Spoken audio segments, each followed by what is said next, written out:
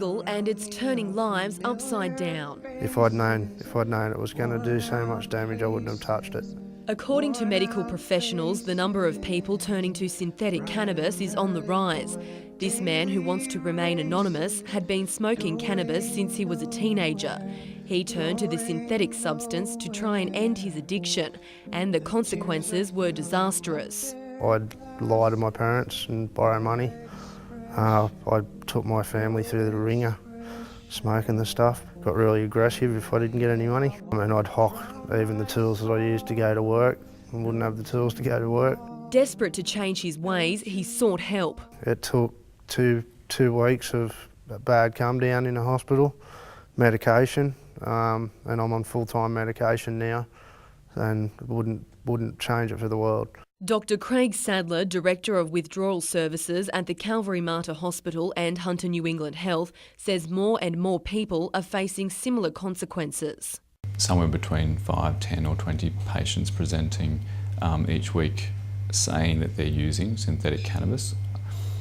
The emergency departments are having several presentations a week as well, and the inpatient withdrawal unit is probably admitting 1 to 2 patients per week. There's little known about what is actually in synthetic cannabis, and there lies the danger. Those who have used it say the effects are not the same as those caused by naturally grown marijuana. It's a different high. It's not a body stone as such. It actually warps your brain. The walls in my house started to cave in and melt, and the TV started talking to me, calling out my name. There seems to be a lot more mental health symptoms in terms of people becoming very anxious and paranoid and having quite significant psychiatric symptoms. There's been quite a lot of physical symptoms in terms of body aches, twitching. Some people have described some paralysis type symptoms. This woman smoked synthetic cannabis for 2 years before managing to quit after developing a persistent cough. She also assumed it would be a safer option compared to marijuana. It's a lot stronger, it wears off faster, but it's fairly strong. I thought it would be better, because it was legal. I thought, oh, okay, they're selling something in the shop and it has on the packages it's incense. Some also warn that it's not fit for human consumption, and those selling it are making a killing. It's just after 6:30 a.m. and this tobacconist in Newcastle is already open for business before its advertised opening time. It requires a security guard and reportedly sells synthetic cannabis to up to 400 people each day. $35 will buy you just 1.5 grams. We approached several stores. No one was happy to speak on camera regarding their sales.